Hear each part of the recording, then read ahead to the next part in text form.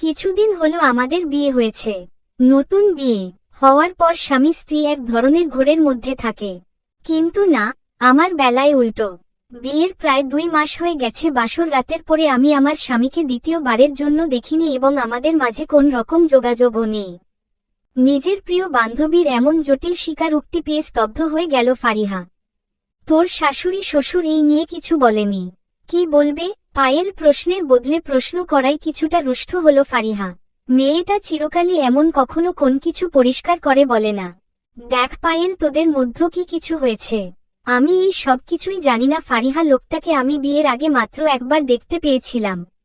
তুই তো জানিস ঘরোয়া ভাবে আমাদের বিয়েটা সম্পূর্ণ হয়। আমরা একে অপরকে যেখানে ভালো করে চিনতাম না, সেখানে ঝামেলা কেমন করে হবে বলতো? তুই আঙ্কেল আন্টিকে এই ব্যাপারে কিছু বলিসনি? না, এখনো কিছু বলিনি। বিয়ের পরে ফিরনিতে আমার স্বামী না গেলেও আমার শাশুড়ি আমাকে নিয়ে যায়। শাশুড়ি বাবাকে জানায় হঠাৎ কাজ পড়ে যাওয়ায় ফারহান বিদেশ গেছে, আসতে কিছু দিন সময় লাগবে। তুই তবুও কেন তাদের সত্যিটা বলছিস না পায়েল? আমাদের আর্থিক অবস্থা তোর জানা ফারিহা। এখন আমি যদি বাড়িতে ফিরে যাই বাবার কষ্ট হয়ে যাবে। ওর থেকে আমি বেশ আছি, 2 বেলা ভালো খাবার পোশাক সবই তো পাচ্ছি। কার সাথে কথা বলছো বৌমা? শাশুড়ির কণ্ঠ শুনে চোখের কোণ বেয়ে গড়িয়ে পড়া পানি দ্রুত মুছে নেয় পায়েল। ফারিহাকে রাখছি বলে কল কেটে দিয়ে পিছনে ঘুরে দাঁড়ায়। না আম্মা, তেমন কারো সাথে না। ওহ ভালো, তো শুনো, তোমাকে যেটা বলতে এসেছি সেটা শুনো। ফারাবি আজকে দুবাই থেকে ফিরবে, তাই আমি চাচ্ছি আমি আর তুমি মিলে নিজ হাতে কিছু রান্না করব। যেহেতু ও তোমার ছোট দেবর, তুমি পারবে? জি আম্মা। পারভিন ছেলের বউয়ের কথায় প্রসন্ন হয়ে চলে গেলেন। ফারাবিকে পায়েল কখনো বাস্তবে দেখেনি। 2-1 বার তার ননদ পুষ্পা ফারাবিকে দেখিয়েছে ছবিতে, আর ভিডিও কলে একবার কথা হয়েছে। শ্বশুরের ব্যবসার কাজে দুবাই থাকে ফারাবি, তাই সে বিয়েটা হুট করে হয়ে যাওয়ায় সে সেখানে উপস্থিত ছিল না। ব্যাস, ফারাবির ব্যাপারে সে এতটুকুই জানে। পায়েল তার কোমর পর্যন্ত চুল হাতখোপা করে মাথায় ওড়না পেঁচিয়ে রান্নাঘরের দিকে ছুটল। যাওয়ার পথে তার দাদি শাশুড়ি পারিদা বেগমের সাথে দেখা হলো। মহিলা যদিও পায়েলকে খুব একটা পছন্দ করে না, তবুও শ্রদ্ধার খাতিরে পায়েল তাকে জিজ্ঞেস করল, দাদি আপনার কি কিছু লাগবে? পারিদা বেগম মুখ কালো করে বললেন, আমার কিছু দরকার নেই, তবে দেখো স্বামীকে পটাইতে না পেরে দেবরকে পটিও না। মহিলার কথা শুনে এক মুহূর্তেই অন্তর বিষিয়ে উঠল পায়েলের। কতটা নীচ মানসিকতা তার সেটা পায়েল বুঝতে পারল। পারিদা বেগম বিয়ের পরের দিন থেকে কোনো অজানা কারণে তাকে সব সময় কটু কথা শোনায়। নিজের কষ্টকে নিজের বুকেই মাটি চাপা দিয়ে রান্নাঘরের দিকে ছুটল পায়েল। শাশুড়ির হাতে হাতে কাজ করতে করতে প্রায় সন্ধ্যা লেগে গেল তার, তাই কাজ শেষে ফ্রেশ হতে সে নিজের জন্য বরাদ্দকৃত কক্ষে চলে গেল। সে প্রায় 30 মিনিট নিয়ে গোসল সেরে মাগরিবের নামাজ পড়ে কিছু বই পড়ছিল পায়েল। ভাবি ভাবি, দ্রুত আমার সাথে নিচে চলো, দেখো কে এসেছে।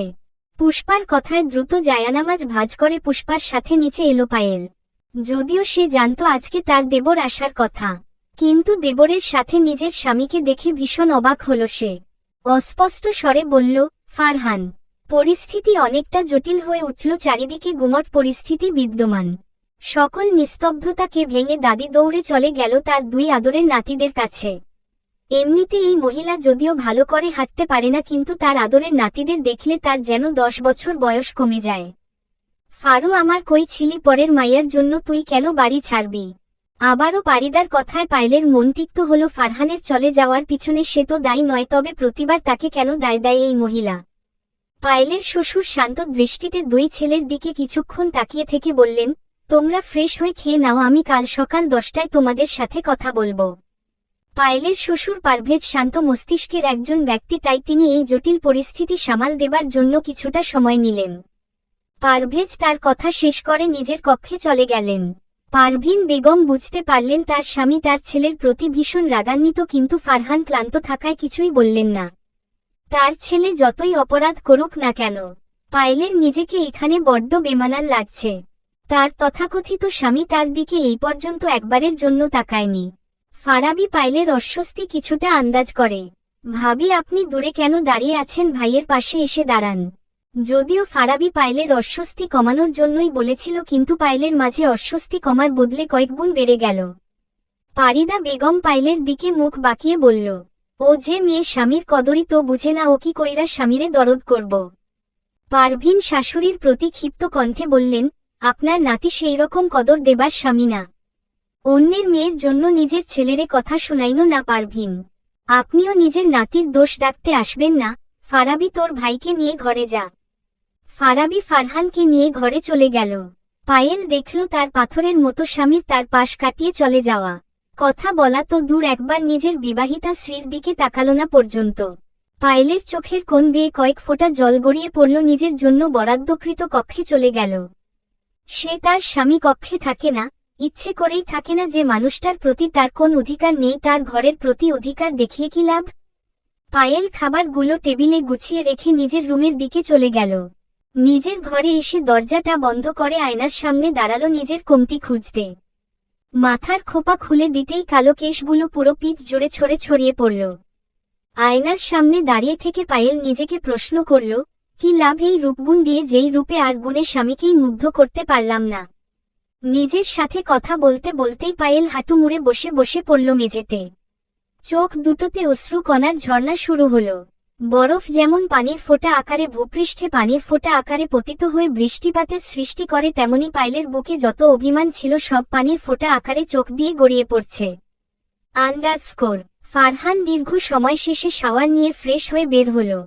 বের হতেই বিছানায় বসে থাকা বোনের দিকে নজর পড়ল। পুষ্পা ভাইয়ের উদ্দেশ্য চেঁচিয়ে বলল, ভাইয়া তুমি আসবে বললে না যে? সারপ্রাইজ দিলাম। নিজের কথা শেষ করে টাওয়াল দিয়ে চুল মুছতে শুরু করল। পুষ্পা কিছুক্ষণ গালে হাত দিয়ে আবার ভাইকে উদ্দেশ্য করে বলল, কাকে ভাইয়া? ফারহান এবার বোনের মাথায় জোরে গাঁটটা মারল। অনার্স পড়ুয়া ছাত্রী যে এত গাধি হয় সেটা তোকে না দেখলে বুঝতেই পারতাম না আমি। ভাবিও তো অনার্সে পড়ে। ফারহান ভ্রুকুচকে জিজ্ঞেস করেল, কোন ভাবি? পুষ্পা ভীষণ মজা পেল। সেও অনুরূপ ভাবে ভাইয়ে মাথায় গাঁটটা মেরে বলল, অফিসের বসো যে এত বোকা হয়ে সেটা তো তোমাকে না দেখলে জানতেই পারতাম না। তুমি এত বড় গাধা যে নিজের বউ কোন ইয়ারে পড়ে সেটাই জানো না। নিজের বাক্য সমাপ্ত করে পুষ্পা দ্রুত ভাইয়ের কক্ষ ত্যাগ করল। ফারহান এবার হাতের টাওয়াল নামিয়ে টেবিলের ওপর রাখল। মনে মনে কিছু একটা ভেবে মুচকি হাসি দিল একবার। চলবে।